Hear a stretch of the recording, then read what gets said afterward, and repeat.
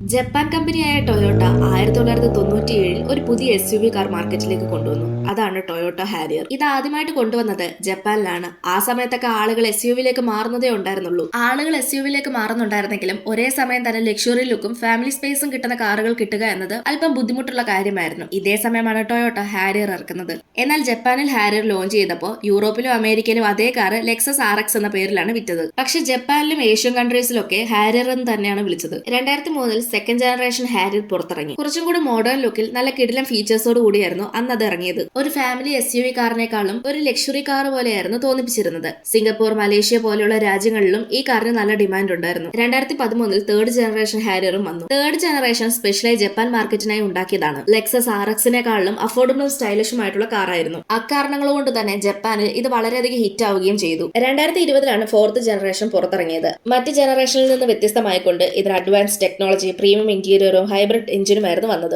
അങ്ങനെ ഹാരിയർ വീണ്ടും ജപ്പാനിൽ ടോപ്പ് സെല്ലിംഗ് SUV ആയി മാറി. നിങ്ങൾക്ക് ടൊയോട്ട കാറുകളിൽ ഏറ്റവും ഇഷ്ടമുള്ള കാർ ഏതാണെന്ന് കമന്റ് ചെയ്യൂ. ഇതുപോലെയുള്ള കൂടുതൽ വീഡിയോസ് കാണാനായി ചാനൽ സബ്സ്ക്രൈബ് ചെയ്യാനും ഇൻസ്റ്റഗ്രാമിൽ ഫോളോ ചെയ്യാനും മറക്കല്ല്.